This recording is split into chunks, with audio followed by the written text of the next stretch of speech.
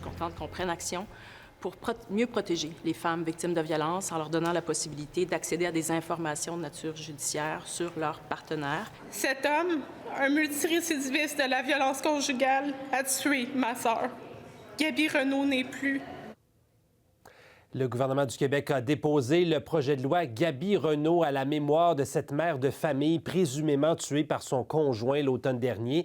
Il vise à mieux protéger les victimes de violences conjugales en autorisant la divulgation des antécédents de leurs partenaires, une mesure qui est inspirée d'une loi britannique, la loi de Clare, et d'autres provinces canadiennes, dont la Saskatchewan et le Manitoba, ont adopté des mesures semblables récemment. Avec nous, une avocate qui intervient auprès des victimes de violences conjugales, Rufine Juicy. Elle est à Winnipeg. Bonsoir. Bonsoir Mathieu. Comment vous allez? Moi, ça va très bien. Merci de prendre du temps pour nous. Cette loi est en vigueur chez vous au Manitoba depuis le mois de mars. C'est tout récent, donc expliquez-nous comment ça fonctionne. Oui, alors effectivement, cette loi est entrée en vigueur depuis le 1er mars 2026. Comment ça fonctionne exactement?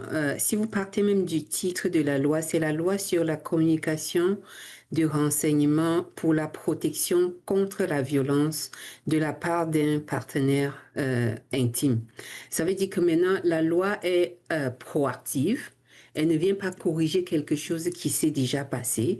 Elle essaye maintenant de prendre des mesures pour prévenir que le pire qu'on vient de suivre en témoignage arrive. Donc, si une femme veut savoir si son conjoint a déjà été condamné pour de la violence conjugale, on fait la demande à qui? Là? Comment ça fonctionne? Donc, c'est un service du gouvernement qui est bien évidemment gratuit, ça vaut la peine de préciser.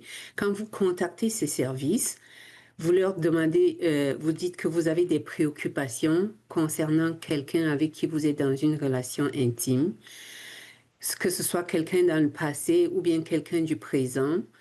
Vous les contactez, vous dites, je suis en train de prévoir des relations intimes ou relations amoureuses avec cette personne et j'ai des préoccupations concernant son passé de violence. Alors, généralement, ce qui va se passer, c'est que ils vont vous se rassurer que vous avez un support. Donc, ils vont vous faire accepter que vous allez adhérer à un plan d'accompagnement.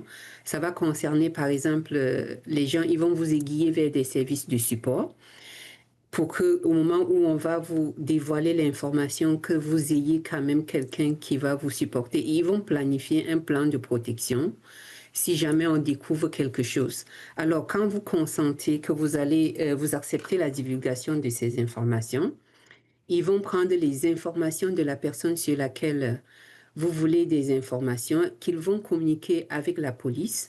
Et la police va aller dans leur base de données chercher et ils vont vous dire, écoutez, voilà ce qu'on a sur cette personne. Maintenant, le service qui s'occupe de divulguer l'information va revenir et vous dire, voilà ce qu'on a trouvé. Ils peuvent ne pas vous donner exactement ce que la personne a fait, mais ils vont vous dire, on a quand même des préoccupations sur les comportements de cette personne. Et là, donc, je comprends qu'il y a de l'accompagnement qui est fait pour ces femmes-là. Là. Vous ne les laissez pas retourner nécessairement avec ce bagage-là toute seule.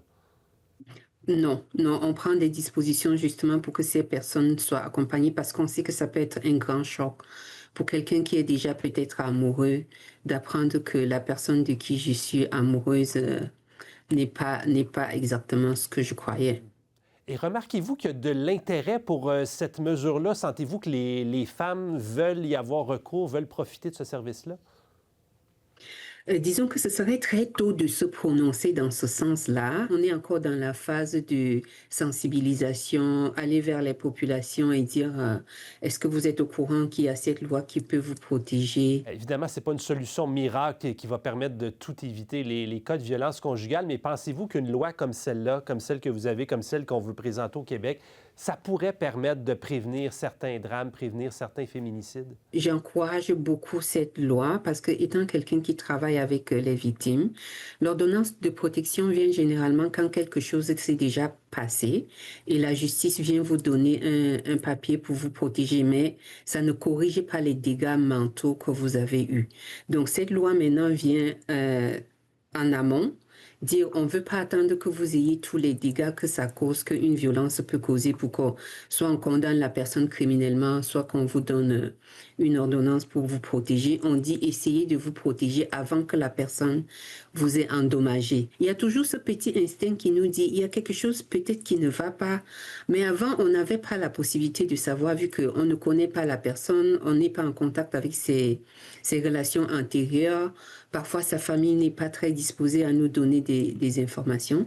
Maintenant, on dit voilà une personne neutre, voilà un lieu où vous pouvez aller pour votre propre sécurité, vous rassurer que vous êtes en sécurité avec cette personne avant d'aller plus loin dans la relation. Très intéressant, en tout cas, de voir comment ça peut s'articuler une loi comme celle-là. Rufine Djoussi, merci beaucoup de nous avoir parlé. Je vous en prie.